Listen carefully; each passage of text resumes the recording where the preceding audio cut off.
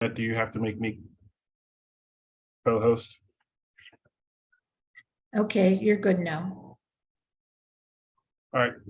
Thanks everyone for joining tonight's Park Recreation, Waterfront and Resiliency Committee for April. Where's it, May? It's April. April. I'm sorry, I feel like a kid in summer school. With it being 80 degrees outside, sitting in front of this computer, but we shall continue. I'll go over some simple Zoom rules. Most of us have been in a Zoom meeting at least once over the last few years, so we won't go through all the details. We do ask you to respect your neighbors because ultimately that's who everyone is on this particular call. So we will go to committee members first regarding questions, and then we'll go to the general public in terms of questions. I do not like to use a clock of 2 minutes, but if we find that people are being a little wordy and not giving others a chance to speak, we will put the clock up. But generally, we like to avoid that. Those are our simple rules. The chat will be used only to direct information to the host or me to disseminate amongst those who are in attendance, or for further record keeping. Is not to be used for outside conversation or side conversations. It's only going directly to me. That being said, we'll start the meeting with Ryan taking the attendance of committee members. Hi, you can hear me okay? Yes. Great. My video doesn't seem to be working right, but I'm connected otherwise. So Trevor Holland, Yes. Kay Webster, Present. Yes. Ryan Gillum, yes. David Adams.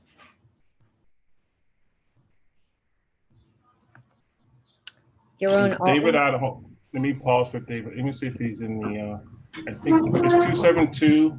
Let me just allow him to talk. Okay. David, is that you at 272?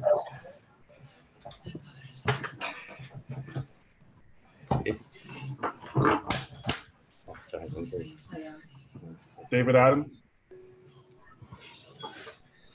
I hear him. Carlin, can you mute yourself? That's not David. Oh. Let me come back to him and keep calling. Yaron Altman, Yes. Carlin Shan. Carlin, Yes. Catherine Freed.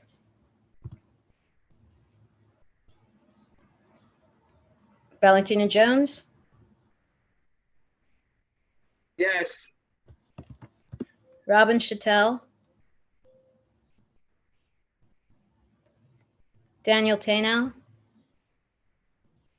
Yes. Josephine Velez, Yes.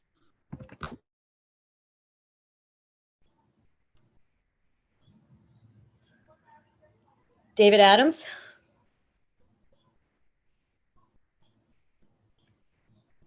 Okay. Thank you, Ryan. The minutes were sent out. Unless there are any objections, we're going to continue. Seeing no objections, the minutes are deemed approved. First up on the agenda, we have a guest tonight, Mark Vaccaro from Parks. So he will do the Parks Manager update, and he will also do the update on the Allen Pike Street malls. But first, let's start off with the update of local parks. Mark, you're muted. I've actually had 2 hours of meetings today. A little burned out. The first thing I should tell you is that starting on the 24th of this month, my job as regional manager was the east side of Manhattan. There's been some moving around of districts, regionals, and district managers. So starting on the 24th, I'll no longer be in District 3. You will have Therese Flores, but Jamel will stay as your district manager.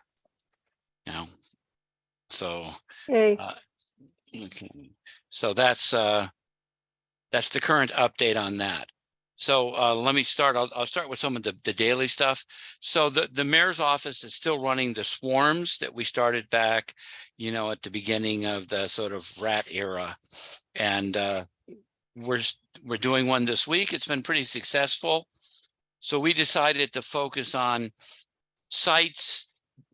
The swarm basically is you just put a bunch of people into one site for one day or maybe 2 days at the most, and you do like the basic stuff. So instead of just having a mobile crew come by, do some cleaning, pick up some litter, maybe throw a little wood chips down, you come in, you do everything you possibly can get done in one day with, say, 5 people. So it's been pretty successful. So this week we hit Hamfish, we hit Baruch and Playground 188, Tompkins Square, and then tomorrow and East River today. And then tomorrow is Dry Dock in East River. So all of those places got a substantial, through the car wash cleaning and buffing out, some painting, some mulching, some pruning, a lot of litter removed, garbage cans painted, graffiti painted over, that. So it's been pretty successful. And we think we picked a good choice of sites because, with this kind of weather, we think Tompkins might have a lot of heavy use. So might East River. So the next thing is the Tompkins construction. The Tompkins construction, the official start date was a little bit ago. We're just waiting now that not all the decisions have been made about where to put the trailer, where to put the porta potties, where the construction fence is going. We're just fundamentally waiting for the contractor to tell us he's coming in on such and such a date, usually a Monday, and putting the fence up. And at that point, the building and the Slocum area will be closed to the public, probably for 18 months. So there'll be probably 2 pool seasons will not happen at the Tompkins pool. But the building is decrepit, and they're spending a lot of money, and it's going to be really nice in the end. We're going to have porta potties for the public in a trailer out there for the staff, because we didn't want to have the site not have permanent fixed post staff and not have a park supervisor there. So other than during pool season, that's where Amy's going to be stationed out of. And we did a drive-through in Tompkins today, and frankly, I've lived in this neighborhood a mere 25 years, and this is the best I've ever seen it. Okay, so we also have another process that we go through, where we have target areas that get inspected like they're part of the regular parks inspection, but they're not like any area. They don't like randomly pick it or say, oh, we did this one last week. These are hotspot areas. So our only hotspot area is is for all practical purposes East River Park. We do have a second crew, a midday crew that starts late so we can catch up on whatever's missed during the day, and they're also part of this program, so a little bit of their work will be included in this. So what this really means is that East River Park, and to a lesser extent Tompkins and Sarah D, are going to see extra attention on Friday, Saturday, Sunday, Monday, because those are the days that we're trying to, and during the season are the busiest, and Monday is the leftovers from the weekend now. So we're doing that. Oops. And what? Oh, wait a minute. Hold it. Okay. We're also starting the grass cutting season. So East River Park got its first haircut yesterday. The contractor did the work on the new sod at Field 3, so it looks good. And so Field 3 is open pretty much for activity. And the pathway through it has been overseeded with grass and little compost, grass seed and compost. We gave them permission to do some work there. so that in the end, the whole process of doing the southern area and the Esker area would be faster rather than slower. And they were very quick in there, so we're happy with that. The district, speaking of the rat czar, that was just announced today, District 3 had a 30 burrow reduction in burrows. So that's pretty good, actually, because 2 years ago, Tompkins had like over 200 burrows, and now it has like around 20 some burrows, 30 burrows at the most. So same with Sarah D. There's reductions have been all across the board, but we all know the problem with food, feeding stations, dumping. But I think the agency is doing a great job, and frankly, I think Jamel and his crew is really stepping up on this. So that's the basics. We have a new supervisor who just came in a couple of weeks ago. He's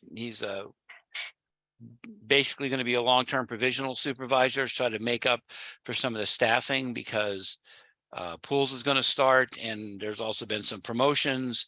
So this is a necessary fill-in, and we're very happy with the selection. And as for the Allen Malls, Mark, if we want to pause there, we're going to Yeah. take questions on just the updates. I just have one general one where you Yeah. started that you're going to be leaving our district, which is unfortunate. Therese was formerly District 1. Is she Yes. moving to District 3?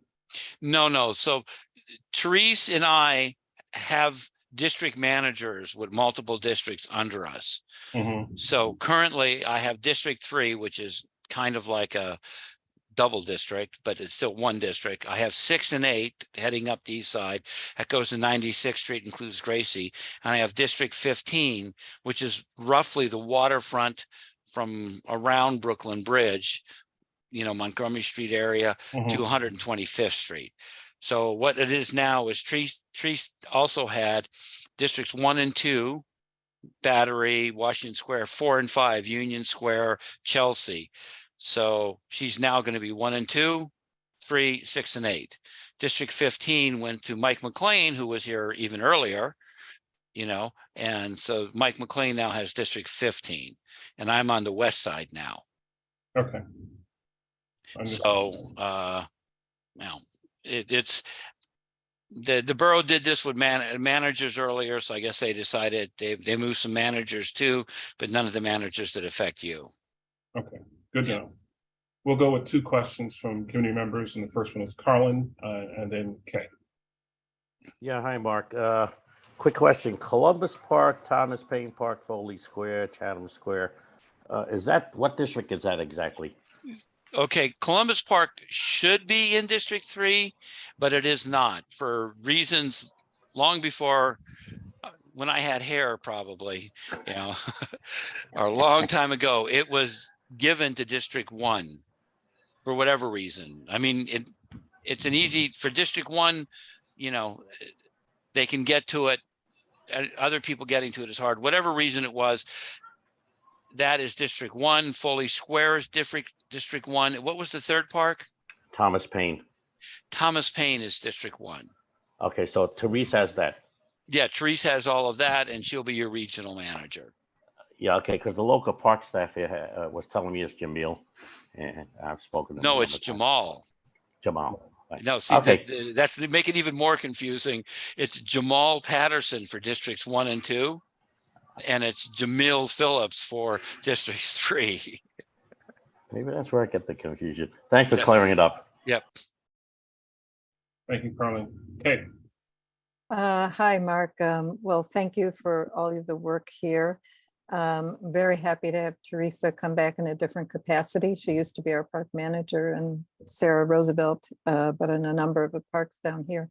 I wanted to ask you, could you just say again, you're saying the pool for Tompkins is closed for 2 seasons? We project, depending on the start date, Uh-huh. the Tompkins pool is going to be closed for 2 seasons. Okay. Old buildings are not quick. Yeah, And no, just wanted to clarify, and yeah. dry dock is just, we put the new deck on to dry dock last year. So dry dock is looking a lot better. Great. Then I also wanted to ask, a number of people have asked in different parks, so when the water gets turned on, I know for parts of Sarah D don't have water source near the gardening areas, but some do, like where the BRC is.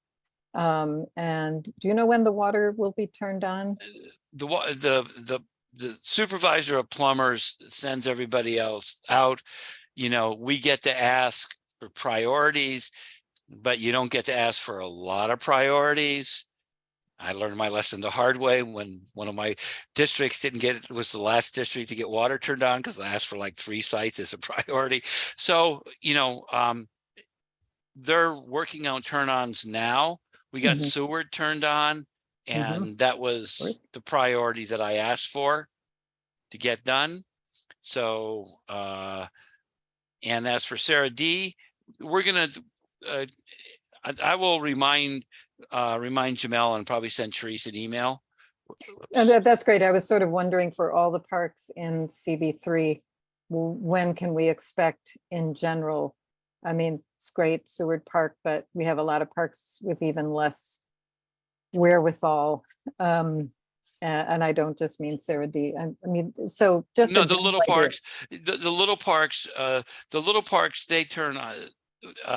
We have a very good plumber. The plumbers basically have their own area because they have to learn everything, and everything's a little different, and they got to know that valve that's supposed to be a supposed to be a bleed valve isn't. And anyway, so we have a very good plumber that's been down here, and he's quite efficient. And basically in District 3, the last things to get turned on are the community gardens. We do the we do the big parks first, and then we do the playgrounds that have water features. You know, but then again, let me be clear, it's not always the same. Years ago, somebody might have decided we're going to turn on, you know, Ham Fish before we turn on Seward, and we're going to turn on McKinley before we turn on Tompkins. You know, the supervisor of plumbers figures out what's efficient. So if he has a guy that can close 3 in one day, he'll open 3 in one day. They'll open those 3 in one day. If it's going to take them a day and a half to do a park, they'll do it. But the other thing I want to mention is that I'm when all of the parks are turned on, and I mean all of the parks in the borough of Manhattan turn on, then comes fixes.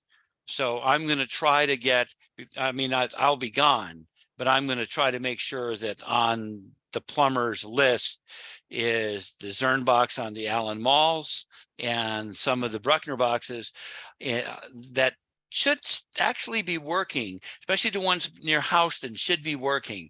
I've been trying to figure out why, because I can remember like way back in the day when Sarah was here, she had those for watering. Yep. You know? Back So in the we're day. going to try to find out what's wrong, what's going on with those. So I'm not promising you'll get water in any of these places. The Allen Malls, I think you will, but for these Bruckner boxes, we're going to try. For the smaller parks, what'll happen is they'll turn, when they start working their way through the JOPs, they'll hit a couple a day. Okay, Easy. thanks a lot, Mark. Yep. Appreciate it. All right, thanks. We'll end this with Robin, but let me follow up with one thing that Kate said. What's the, I know you said that it happens in phases and stages. What's the last date that all the water should be turned off? There's It's no not date. fixes. No, there's no date. It Okay. depends on how many plumbers come in and the weather and what problems they find. Because if they're turning August? something on, if they're turning the water on in Seward and the main valve doesn't work, then the supervisor plumber either makes the decision to forget about it and come back later, or no, we're going to fix this valve. So that takes 2 plumbers that could be closing 4 JOPs a day or 2.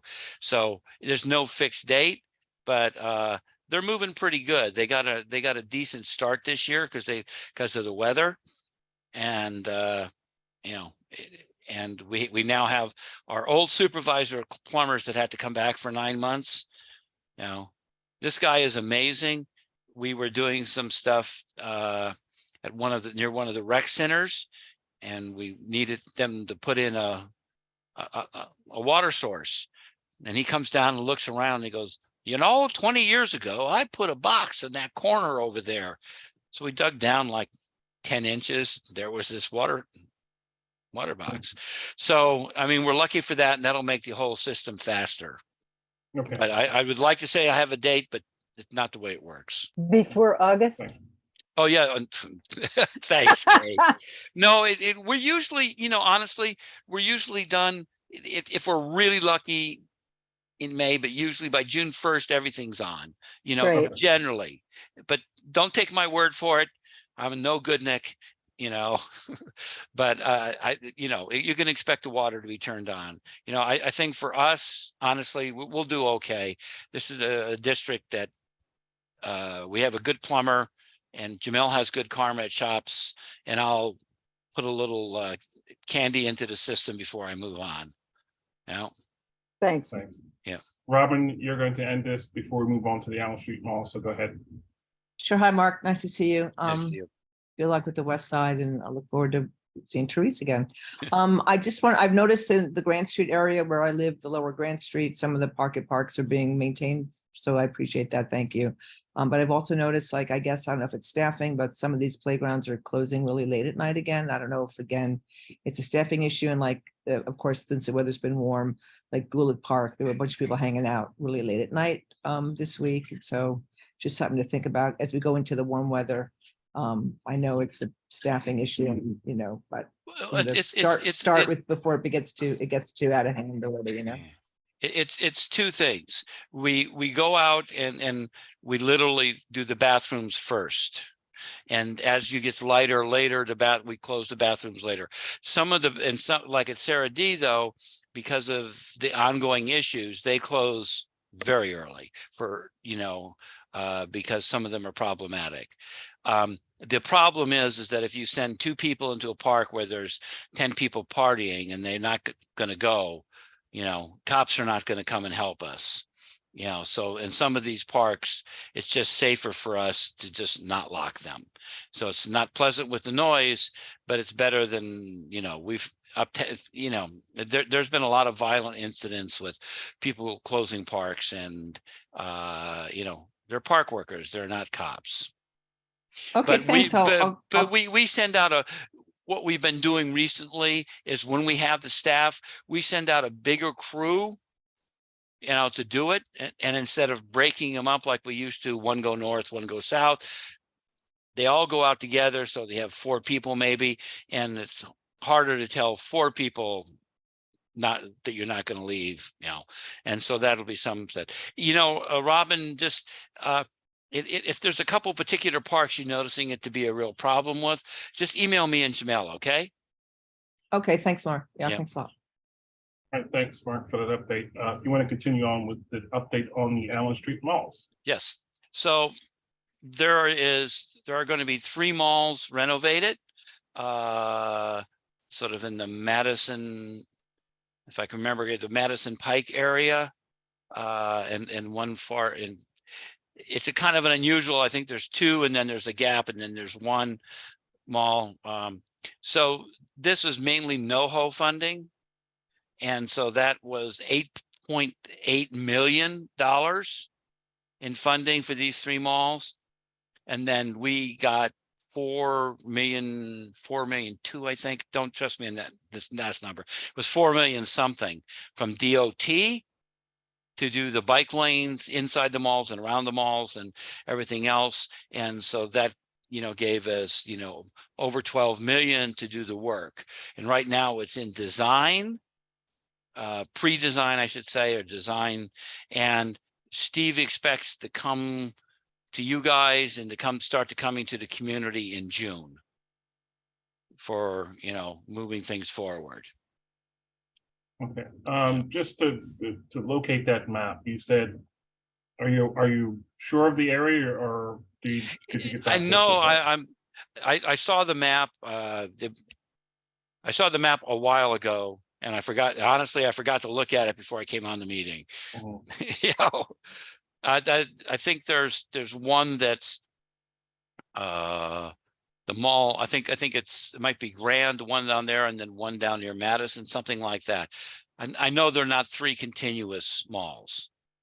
So if, when you get a chance, could you forward the location of those malls to the? I community will board? definitely do that. I You know, appreciate that.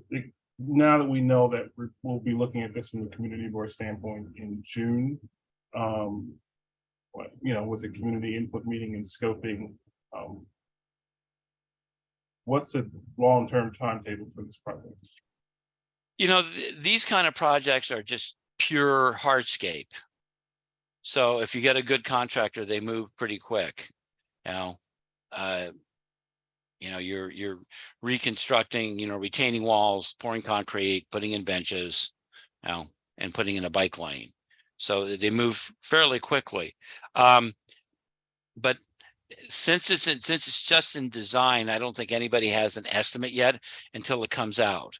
Because if there's bigger structural issues they have to deal with, it'll take longer. And they'll hopefully have enough money. And the reason I asked that is I know at least one main was lost in the malls when they said it wasn't enough, then it was moved out of the malls into another part of the budget. So Yeah. we don't want that to happen again. $1 million is a lot of money. Yeah, no, this money's not going to move. First thing, because it seems to me it's very specific for these malls. You know, it's the NOHO money and it's DOT money for bike pass. So I don't think that's going to happen, but it's not the kind of decision I ever am involved with. So I don't know what else to tell you. Okay, Yeah, thanks, Mark. And I have some of the same questions about precisely where.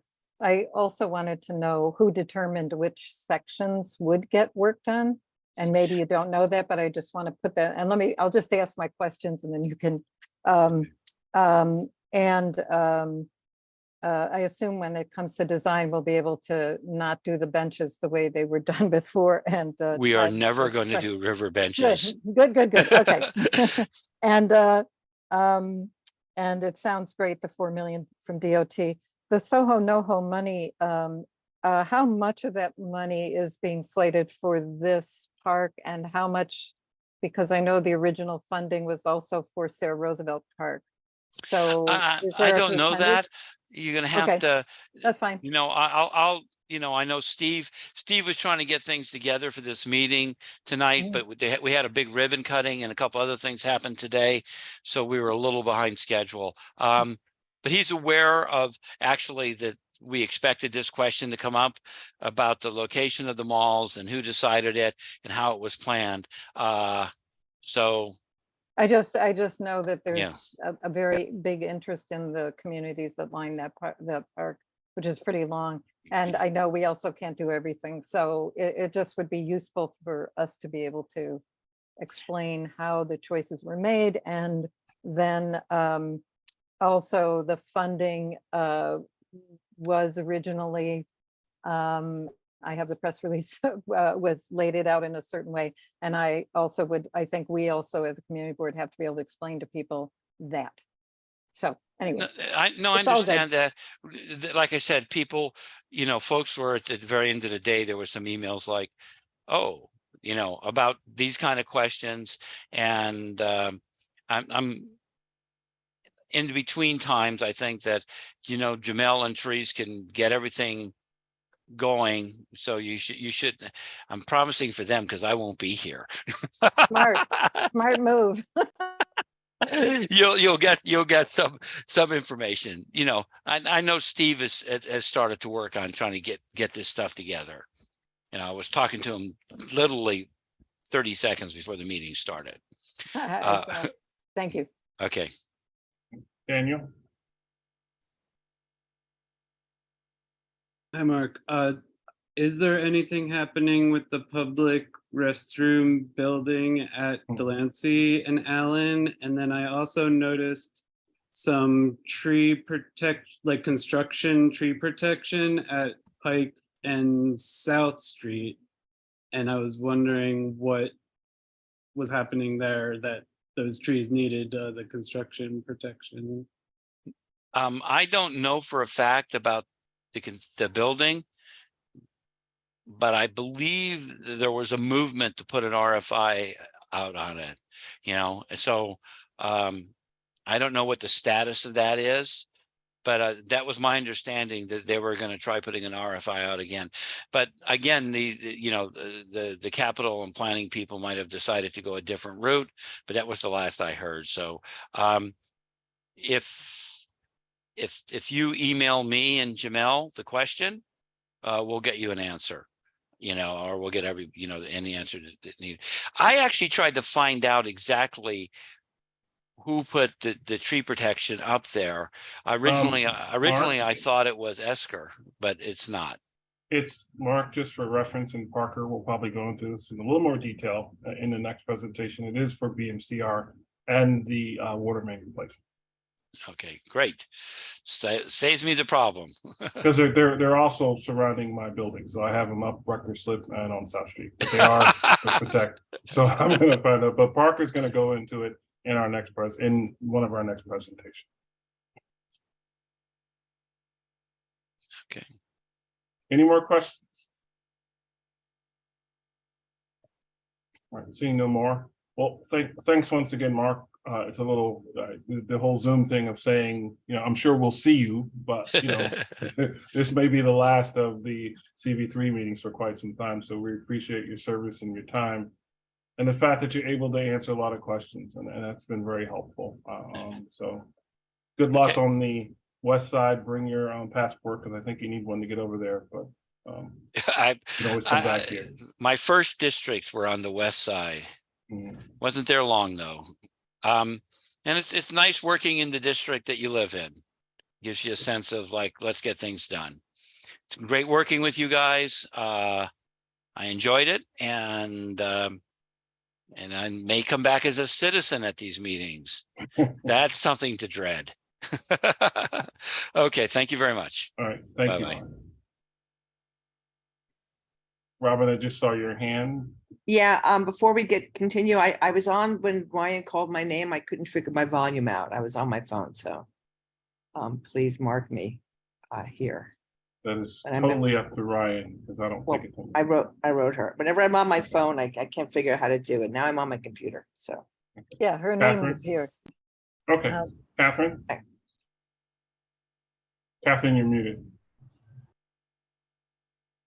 Catherine, you're still muted. Having electronic problems today. Yeah, I also got on late. I did put it in the chat when I got on, but I was a few minutes late. So hopefully I can be marked present as well. I was not late. I just couldn't get my volume to work. Sorry. Thanks. Next up, we're going to have updates in this order on BMCR, and then an update on, on BMCR, and then an update on Pier 42. I'm going to swap those two around. I'm going to assume that the update on Pier 42 is going to be a little shorter than BMCR. Rick, how long is your update? If not, I'll keep it the same way. It's less than a couple of minutes. All right, so we'll go with the updates on Pier 42 first, and we'll after that will be BMCR. So Rick, if you want to introduce yourself and continue from there. Sure. Hello, everybody. My name is Rick Fogarty, and I am the community liaison for the Pier 42, the New York City EDC Pier 42 Upland Park project. So as probably most people have seen, I think since the last time I talked to the Parks Committee, we've completed the interim rec area. That's the soccer fields, the tennis courts, and I think there's some picnic area, some seating over on the south side. And that has that's now in Parks jurisdiction. So I've had a lot of people asking me, emailing me about how to get permits and how to access those facilities. And I'm referring them to Parks. The tennis courts are first come, first serve. So there's no permit needed for that. The soccer fields do have a permit, and I think there's some seasonal elements to that. But that has now switched to Parks. So that they're overseeing that. But we're excited. I think I saw some folks out at the groundbreaking, a big introduction. Marte was there and Kavanaugh was there, and a lot of local leaders. So we were excited to see that. The park area We're still working on construction for the park area right now for the Upland Park. So our estimated completion, we're looking at about Q3 of 2023. That's our estimate. And Rick, I'm sorry, you said 2/3 of 2023? the third quarter. So yeah, Q3. Sorry. Third So quarter, for fall. the regular folks, that's, you talk about October? Yeah, it would be the fall. I mean, it's hard to pinpoint. I don't want to give a month, but somewhere in the fall.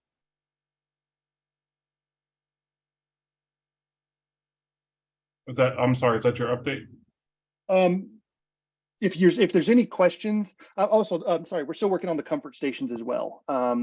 So the comfort stations are under construction as well.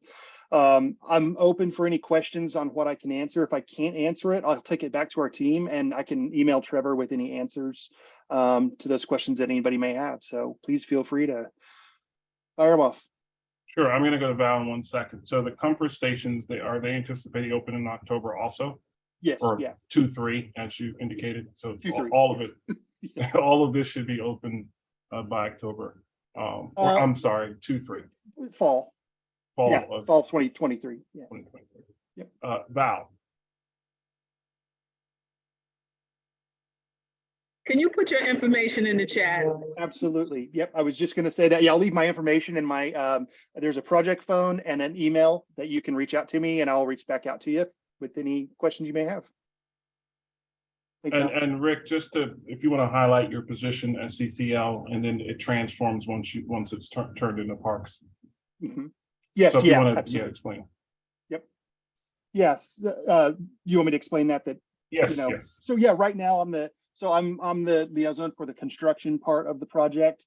Parks has the oversight, so EDC is overseeing the construction, and then Parks is going to be managing the site once it's in completion. So I will that will be any questions will be directed towards Parks after the completion of the project. And that's similar to the portion that's completed, Pier 42, where there was a what was transformed from EDC to Parks, and Parks becomes the.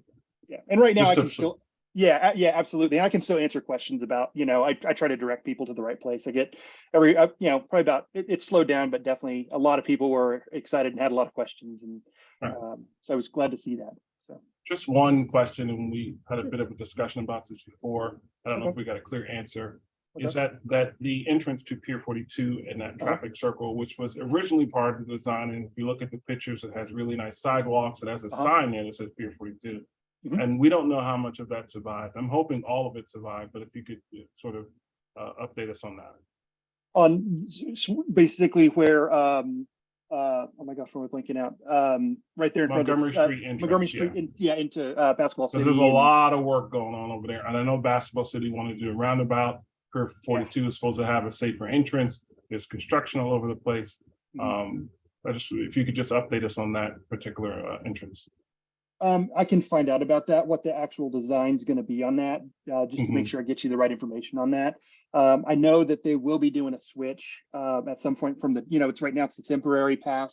Like you're saying, it's kind of a hot mess more or less in that entry.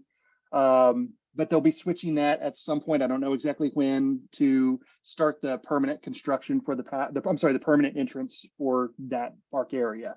But let me check with our team, and I can get you some answers about what it's going to look like and how it will be hopefully more pedestrian friendly, more user friendly. So. Okay, thank you. Robin. Yeah, hi, Rick. Thanks. It's beautiful down there, I have to say. And but I'm a little concerned about the first come, first served tennis, because it's a secret now for some people, but it won't be. And I don't know why that's not, why won't they go through the permit process? Robin, you're getting rid of the secret. Well, people, No, I'm just joking. Go ahead, sorry. I mean, people are starting to talk about it, And so, you can't go there and wait forever to get on the court. So maybe there's another way to figure that out. Yeah, like I said, that's kind of in a parks, that's in their wheelhouse now. So I would reach out to parks and find out if there's going to be permitting at some point. And also remember, this is also the interim rec area while Esker is going on. So there will be some changes down the line. So Okay, thanks. you bet. Thank you. Any more questions? And Rick, thank you. And before you leave, I'd like to know when you think there'd be another substantial update, because I think if we're looking at the fall, maybe midsummer, to come back and make sure we're still on track for that opening date. Absolutely. Yeah, I could come back in summer when there's some more substantial completion. I'll plan on doing that once. I'll just kind of keep you guys up to speed, and also don't hesitate if you guys want an update. Feel free to reach out to me, and I'm more than happy to do that for you guys. Just we're probably looking at July Okay. for the next update. Yeah. We'll definitely be getting into warmer weather, and we'll be seeing a lot more progress. So yeah. Well, thank you, Rick. Appreciate Thank it. you, Trevor. You bet. Take care, everybody. And Parker, I promised you that would be quick, so you are now up with the update on BMCR. Thank you so much. Hello, everyone. Again, I'm about to share my screen, so just give me one Parker, if second. you could just introduce yourself. Yes. So I am Parker McClure. I am with the community engagement team for the city's Department of Design and Construction's Brooklyn Bridge Montgomery Coastal Resilience Project and East Side Coastal Resilience Project. And so tonight I'm going to actually also highlight one item for Esker, the Corlears Hook temporary bridge closure, which we've circulated advisories about. I just want to make sure everyone's aware of that, and then I'll move on to the BMCR updates, which will be the focus of tonight's presentation.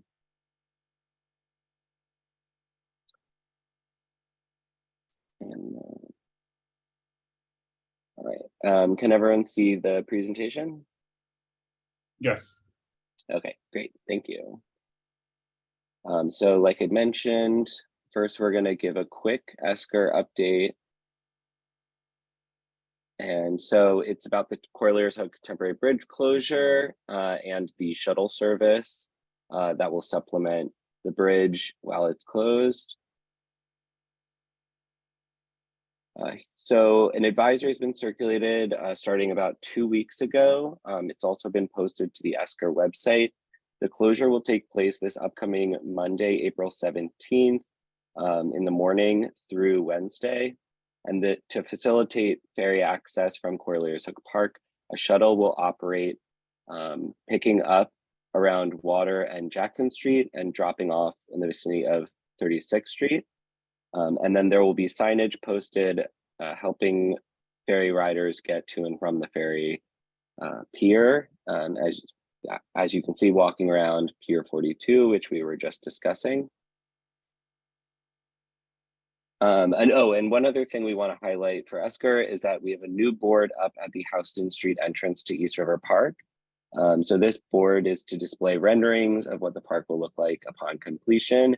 It's next to the informational board with the advisories and construction bulletins. And so that's all for Esker. Just wanted to make sure that everyone was aware about the Corlears Hook Bridge closure. And just as a reminder, the community, the CAG meeting, community advisory group meeting is in 2 weeks, 2 weeks from today. And if you can't make it to that, it's posted online afterwards. Does anyone have questions about Esker before we move on to BMCR, particularly about the temporary bridge closure? All right, so I'll go to Catherine first. Okay. Yeah, this is more about Esker. Last night there was a meeting at Reese Houses when they were talking about the problems that they're having there with coal tar that was located under the buildings. And one of the things that came out from that meeting was the fact that a lot of the volatile organic chemicals and the semi-volatile organic chemicals are being washed into the park. And I was wondering, and maybe put it on your radar or something, if Esker has thought about that, or if they have any plans to deal with that, and if we could have a hearing on that at some point. Yes, for sure. So we have, we presented to the Reese Houses Tenant Association, I think it was last month in February. And we were there with the state's Department of Environmental Conservation, and we spoke about the mitigation efforts that ESCR is taking, and as well as the environmental monitoring that we do. So I'm happy to bring that back to, and we are also in communication with Ms. Williams, who's the TA president of the Reese Houses. So we're happy to speak with them again about the mitigation efforts, and we can also bring that up at the full update at the CAG meeting in 2 weeks. But yeah, so I can make sure to highlight that in future presentation. Okay, I was also wondering about the parcels of land that are between Reese and the park itself, because I think they said at the hearing last night that they would deal with it later with the whole question of not just at Reese Houses, but a number of the other parcels around there. And I was curious to know just how large an area are we talking about as far as the VOCs and the potential problem with them washing into the park or the river? So ESCR's work near the Reese Houses is only on East 10th Street, I believe, at the moment. So I'm not, and the Reese Houses is basically only separated by ESCR or from the park by the FDR. So I'm not exactly sure what other parcels you're referencing. I think what they handed out actually had the parcel in the park itself. So that's probably why. Okay. Okay. Well, if so I'll look into this and then we can provide an update at a future meeting. And so, and then also if you have if you want to clarify your question with Trevor, then we can all get more information specifically about this parcel you're asking about. Okay, sure. Thanks. All right. Thank you. All right, Parker, you can continue with the next part of the presentation. Okay. So now moving on to BMCR. This is an overview of the items we're going to address tonight. And here's an overview of the BMCR project area and flood protection design. I believe most of the people on this meeting are familiar with these images. So this is an overview of the current project status. Up until this point, we have been conducting a lot of pre-construction surveys and test pit operations, which have caused some temporary traffic pattern changes, especially along South Street and parking restrictions. We've begun upgrading the water distribution mains in the project area. For this work, impacted buildings are notified no less than 72 hours prior to a water shutdown, though we try to give more notice when possible. Our CCL, Marcia, also provides building managers with an official shutdown notice 24 hours in advance of any water service interruptions. And so something that came up at the last CB3 meeting, and for anyone who was at the Lower East Side Power Partnership meeting, there is an upcoming realignment of the shared bike path or the greenway or the bike path along South Street. This is currently on hold, and I have a slide going into that in more detail later. And then we are coordinating with DOT on that realignment, but I'll get more into that later. So these are a few of the advisories we have right now for BMCR. They are distributed electronically and posted around the site as necessary. Soon we will have a board at Catherine's Slip where we post all active advisories and bulletins similar to the board we have for ESCR. And you can also find all of the advisories on the BMCR website, which I have linked at the end of the presentation. So as I mentioned, the greenway or bike path must be realigned to the waterfront in order to accommodate construction activities along South Street. That realignment was scheduled to happen a few weeks ago, but is on hold due to recent discoveries of subsurface utilities below the alignment. The diagram here shows the current conditions along the Esplanade and South Street. Note that this diagram is not to scale. In preparation for the realignment of the path to the water, some furnishings along the waterfront have been removed where necessary to ensure that we meet a required minimum 10-foot width for emergency vehicle access. And while the furnishings have been removed as necessary, the planters along the water will not be removed. I know this was a question at the last meeting. The areas and amenities north of Market Slip under the FDR will remain open for the time being. However, the contractor will fence off more areas under the FDR as needed for construction. We'll update this diagram as the construction area expands. And while at the last meeting, we said the contractor would not take new areas until the summer, due to these subsurface utility discoveries, the contractor may need to take the area from Market Slip to Pike Slip sooner.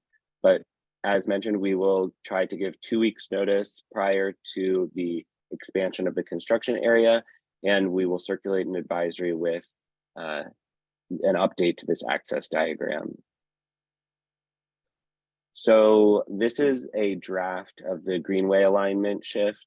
For those who were at the LESPP meeting, we presented this then. The date of the shift is still to be determined, and the final alignment may change. So it might not be exactly as it's shown here, as necessary to accommodate the necessary utility work. Again, as soon as we know when the shift will take place, we will notify you with an advisory and an updated diagram. And the picture on the left shows the example of a sign that would be showed along the pedestrian bike shared zone. And that would actually be the section of the shared zone from Catherine to Market. And there formerly were seats along the water right there, and they've been removed and replaced with pavers. So like I mentioned, you can find our construction advisories and bulletins on the BMCR website, which is listed here. We also plan to circulate a Q1 newsletter this month to give an update on the early construction activities for BMCR. Marcia is our community construction liaison, and this is her contact information. And soon we'll have an inquiry tool for BMCR that is modeled after the one for ESCR, Esker. And that's all for right now, but I'm happy to go back to any of the previous slides or answer any questions you have. Yeah, so I can take questions. Yeah, so I'm gonna ask a few, and then I'm gonna go to the committee, and I've got a few since I live in this particular area. The water shutdown, and this is where there's some confusion, a lot of confusion and a lot of disruption, because give us an understanding of the water main replacement as it relates to BMCR, because we are not getting 72 hours of notice for water shutdowns, not by any means. I know that when in the ESCR area, you sent an email to me and Susan regarding one building was not going to have water and possibly others, and you gave a week out or 3 or 4 days out. We got a notice of a shutdown yesterday about 4 o'clock that we wouldn't have water today. Keep in mind that this is the second week where almost every day we do not have water. And it's been very, very challenging. We don't get the same sort of attention or the notification that we're getting for ESCR. And there are at least 1,200 apartments that are affected, 3 daycare centers, a mental health facility, and some other businesses which are impacted. And keep in mind that the daycare centers are for the children. The parents are low income. They don't know whether they're going to take their child in or out. They go there and it's closed. And now they're forced to try and figure out a way to care for their child. And this has happened on multiple occasions. I understand from what I've been told that the water main replacement is really guided by DEP, but we're just not getting notifications quick enough. And even if we are, it's for an entire week that we don't have water. I just know from having a little bit more inside information that we might not have water on Monday, we might, maybe we don't. Yesterday, we were told it was all done, and then we found out today that it is not done. We will have more water main cutoffs. So it is critical that we get some sort of schedule. And I know it's very hard to determine that schedule because we just don't know if we're going to have water from day to day. And that's not very difficult to explain to people. I'll stop there because that's the number one issue we're having right now. Thank you, and I hear you. So the 72-hour notice is required to go out for one time for an area in a phase of the shutdown. So all of the shutdowns that have been related to this water main replacement at Pike and between Pike and Market that I believe has been affecting your buildings along Cherry. It's actually on South Street, Rutgers. It's between Rutgers and Pike. Okay, between Rutgers and Pike along South Street. So there was the initial 72-hour, and then the 24 hours come in 24 hours in advance of each of the individual shutdowns. And so the water main upgrades, to answer your earlier question, have to take place because one, the water mains are old, and two, we have to make sure that the water mains are higher up than the sewer capacity improvements we're doing in the area. The water mains always have to be above the sewers. So that's part of why we have to locate all of I understand why. You don't have to go. Yeah. I'm just talking about notification because we got a notification, or the building got a notification this morning about the water shut off from DEP. Yeah. So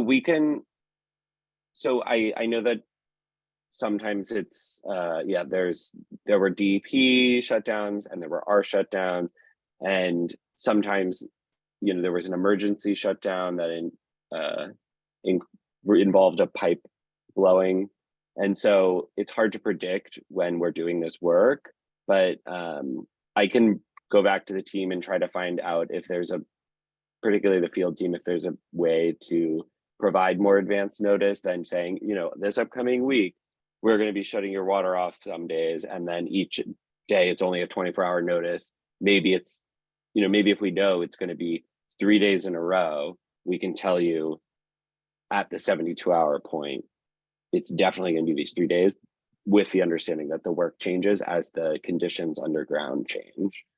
Yeah, I understand that, but I did notice that when you were shutting a water off to one building in the ESCR area, you sent an email to the community board detailing exactly what was going to take place, that you contacted the tenant leaders. I didn't see anything like that for I think we probably have our 8th water shutdown. I didn't see any notification like that to the community board or to all the tenant leaders in the area. Right. So the notification process and requirements are different when the shutdowns involve NYCHA campuses, but we'll bring this back and we'll get back to you about improving the notification process. But I do understand your frustration. I'll stop there because I know Val's had her hand raised, and I'll just get back to my other questions, but go ahead, Val. Yes, my question is, when you showed the shared bikeway pedestrian pathway, when you came to Power Partnership, that was one of the issues that was brought up, was people's concern with the safety, with people walking on the same path with motorbikes, e-bikes, senior citizen here. I don't quite understand it, but I think what people's concern has been is like these motorbikes that you can't hear them, and the next thing you know, they're whizzing past you. And so people were concerned about that. And I think you said you would take that back, that pedestrian bike shared zone. How are you going to make that safe for pedestrians, in terms of how you're going to make it safe for pedestrians and and motorbikes, and kind of keep them separated? Right.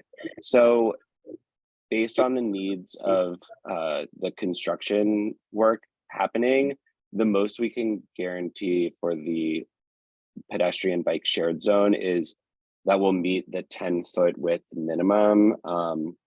But something that was brought up, I know, at the Lower East Side Power Partnership meeting was a request to have signage on the opposite side of South Street, and at as many points prior to entering the zone for pedestrians to warn them that this is a bike pedestrian shared zone before they enter it. And that's something that we've taken into consideration and plan to implement once the shared zone does go into effect. But unfortunately, this is just what we can provide given the constraints of the construction activity. And then within the zone, we will have these yield to pedestrian signs for the bicyclists and notifying everyone that it's a shared zone. But beyond that, we're working with the DOT to make it as safe as possible. But where we can't improve on that, we can provide as much warning as possible. Okay, thank you. Yeah, thank you. Following up on that, I'm looking at this and I know this is a draft of the alignment, and help me to read this because I'm only seeing an entrance at Catherine Slip, and are the walkways, Market Slip, Pike, Breakfast Slip also going to be open? So we will. So right now you can, even when the bikeway is closed, you can cross at where these crosswalks are noted into and out of the open Esplanade area. Okay. We will update you all as the construction fencing expands on where the access points are, and the contractor is working to adjust the access points as needed for construction, and also we are working with them to maintain safety. But this is not actually what is going to go into effect necessarily because of the new discoveries of the subsurface utility locations in the construction areas.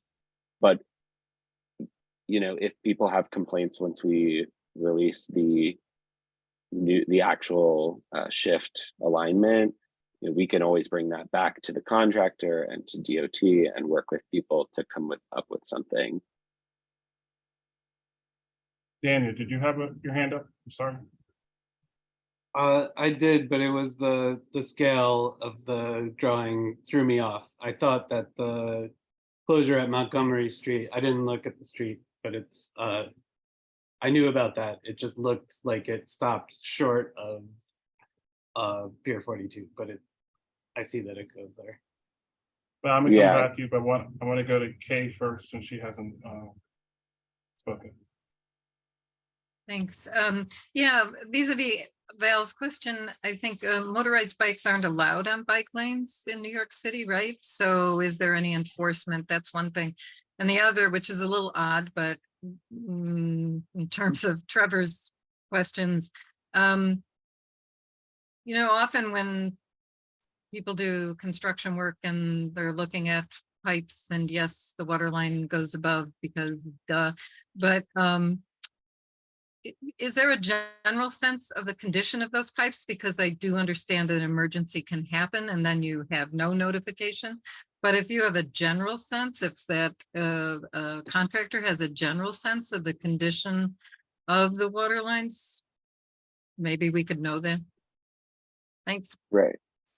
Yeah, so I'll take that back and get back to you. I mean, we are part of the BMCR project is upgrading the distribution main, which is so there's the big pipes, which are the trunk mains, and then the distribution mains go to the buildings. Yeah. So part of the BMCR project is upgrading both the distribution mains and trunk mains because they are very old. But I can bring it back to the contractor and management team to ask what the actual condition of the pipes is. And let you know. I mean, I think we understand that.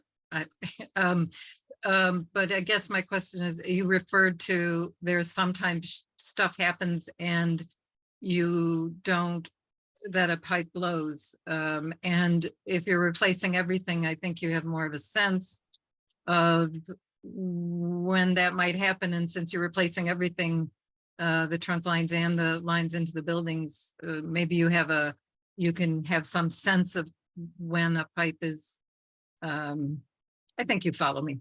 Yeah, I hear what you're saying. It's okay. Yeah, thanks. Thank you. Okay, go to Val. Yeah, I just want to get this clear.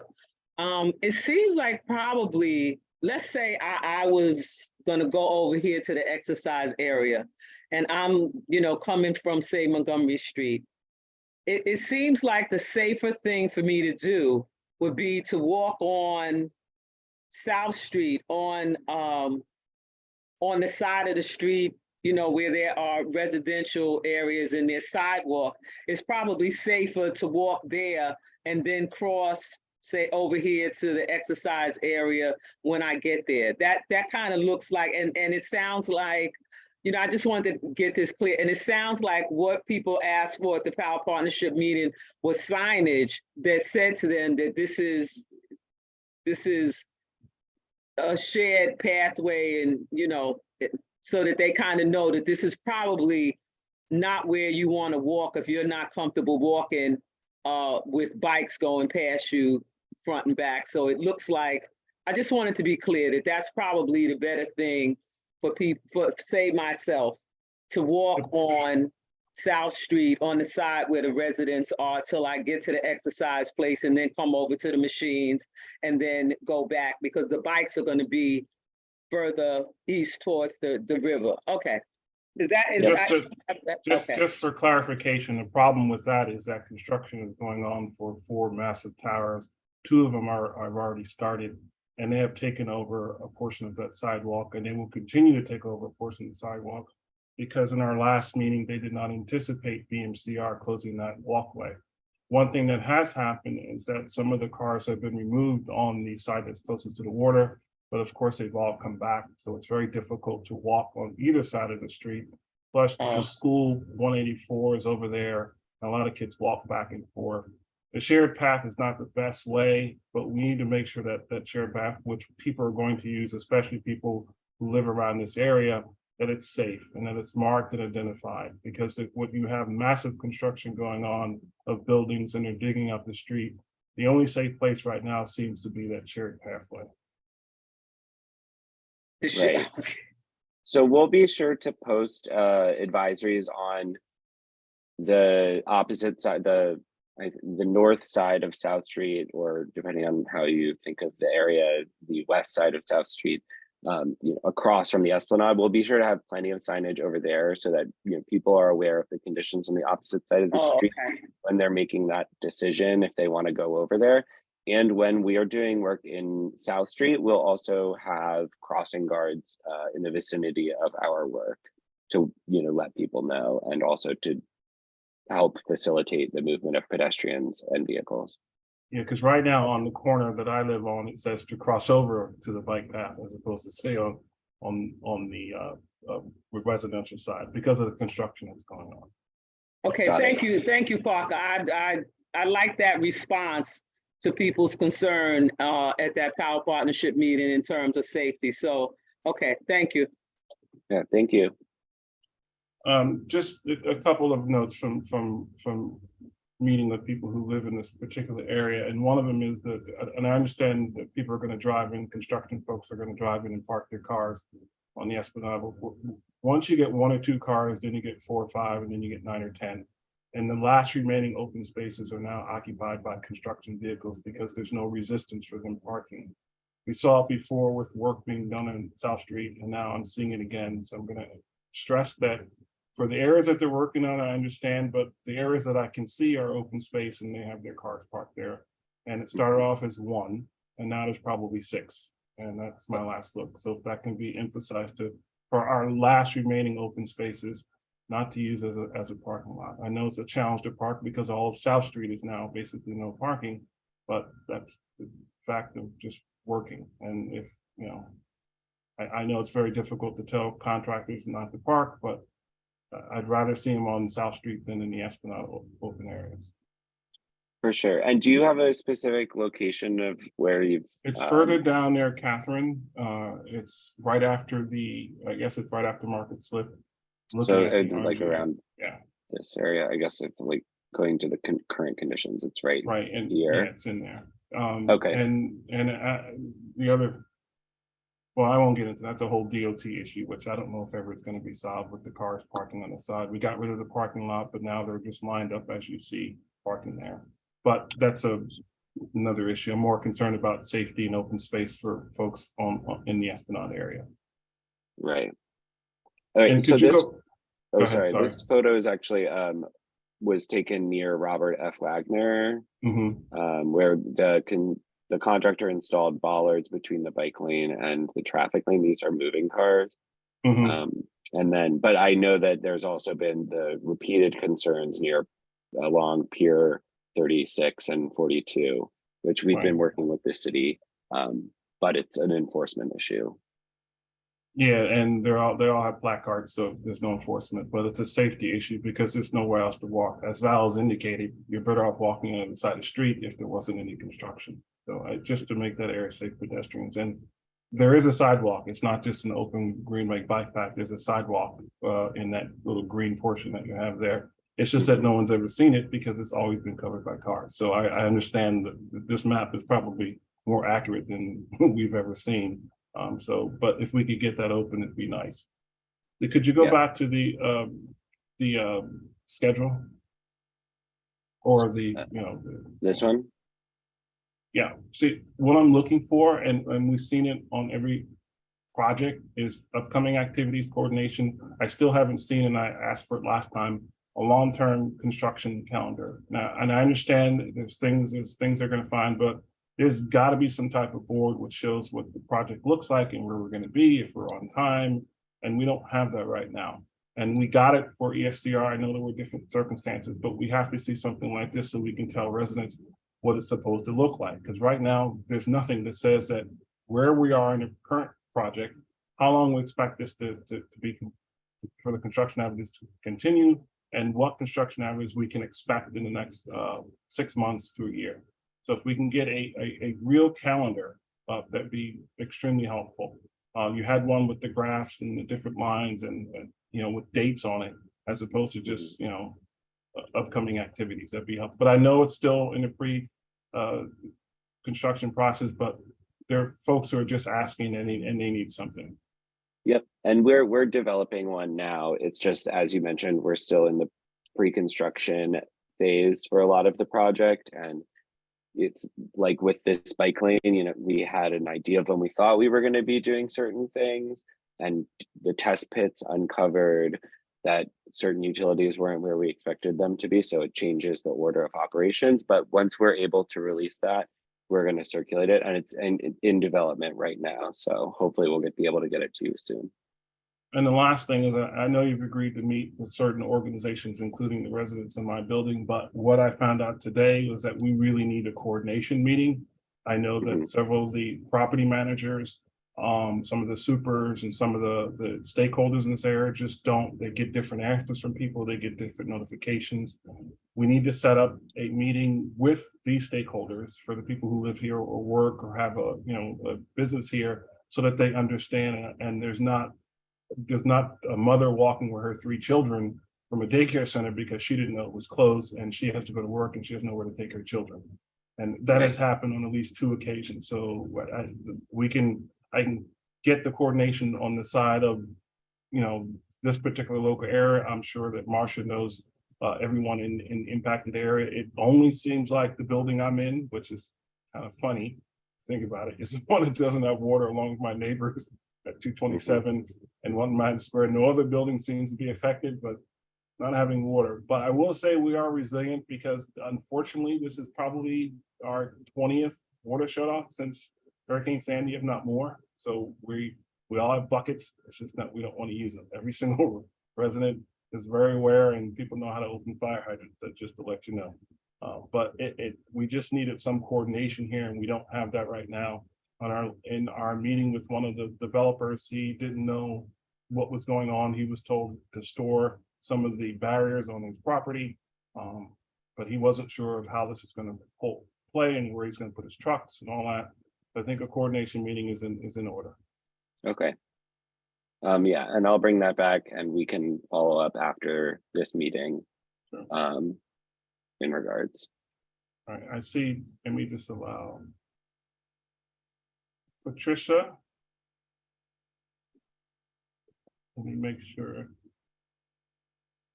You have your hand raised, Patricia?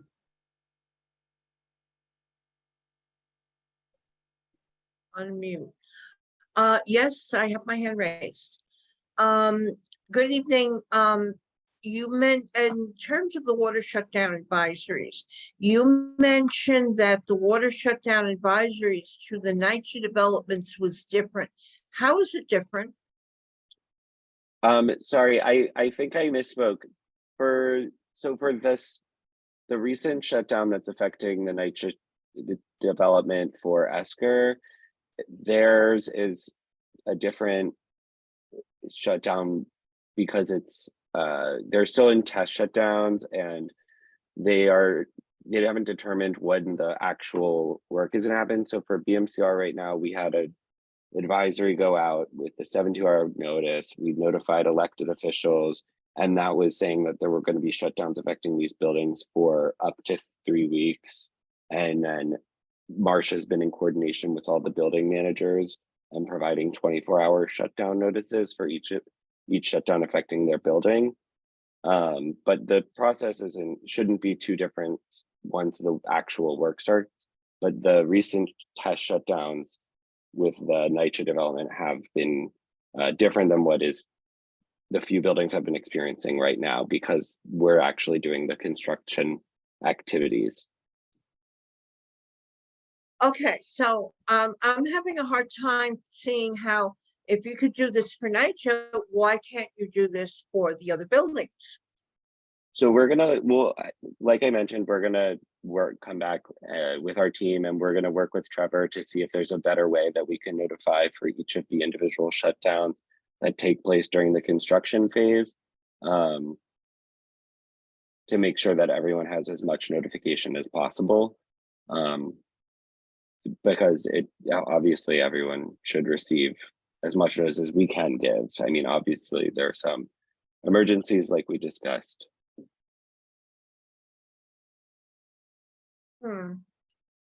Just for clarification, we did have those same test shutdowns, which we didn't. I mean, only the building managers were notified. So folks, as you know, buildings don't always notify residents. That's why I was a little surprised at the email that you sent to the community board, which stated that you were in contact with the tenant leaders and the tenant president. And for that particular shutdown and for this particular shutdown, which affected 3 buildings and over 1,200 apartments, only the building managers were notified. And that information got to residents much later than it would if you had contacted the tenant leaders in the building. Just to let you know. And what is the time frame for the shutdown for ESCR for the ESCR shutdown? So for next week? Yeah, what time is that happening? So those are overnight because they're test shutdowns. DEP only allows test shutdowns to happen overnight. So there was one test shutdown for PC this past week.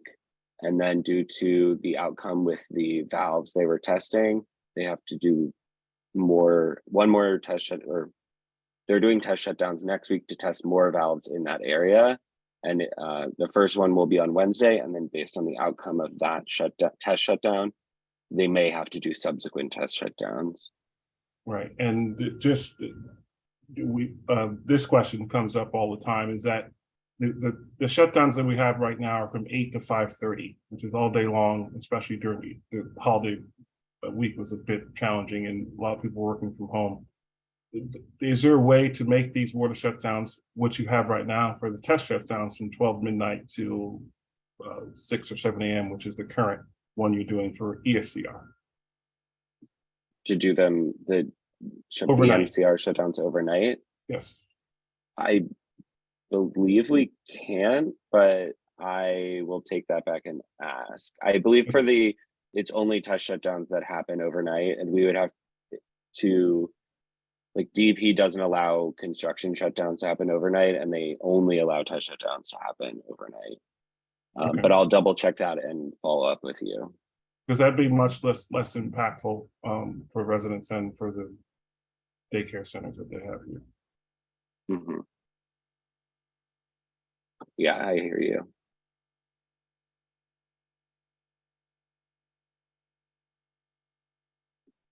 Are there any more questions?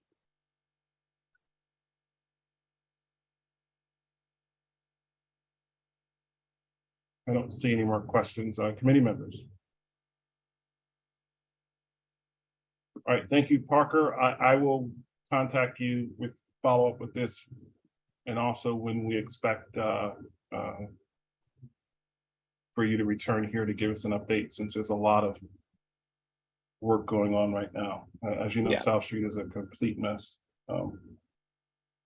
But it's to be expected. Yeah.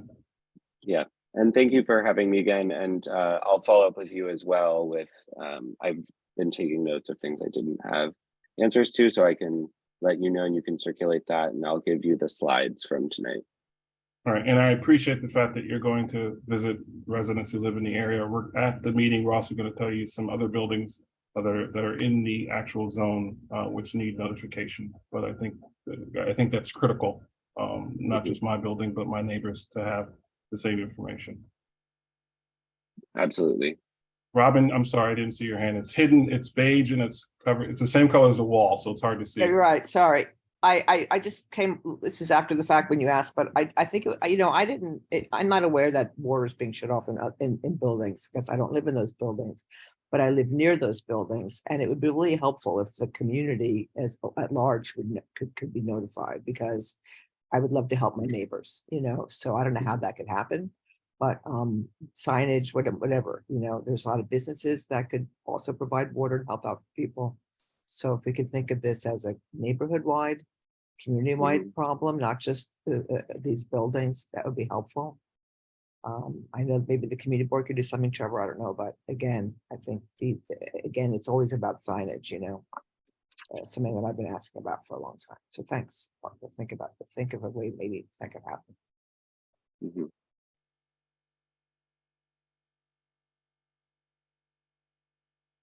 All right, I don't see any more questions. If that is there are no more. Thank you, Parker, for attending tonight's meeting and the information you provided.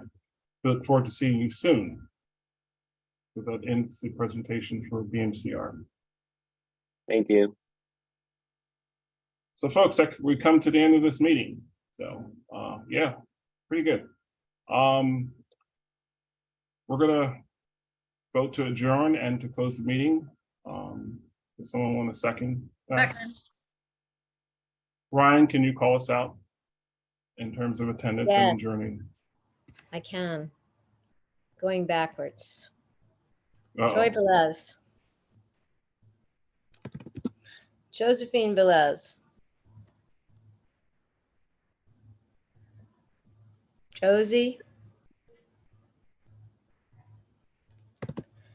Daniel Tano. Yes. Robin Chattel. Yes. Valentina Jones. Yes. Catherine Freed. Yes. Carlin Chan. Yes. Yaron Altman. Yes. David Adams. Ryan Gillum, yes. Kay Webster. Yes. Trevor Holland. Yes. Great, all done. Hold on 1 second. Did you call Josephine? I did. She's stuck in the attendee list. I don't know how she got there. Josie, I promoted you. I'm allowing you. Well, I'll allow you to talk. Josephine? Ryan, did she say yes or no? I'm not sure. She didn't answer. Her And I hand called is in. up. Her hand's up, yeah. Up. Okay. And it looks like she's unmuted.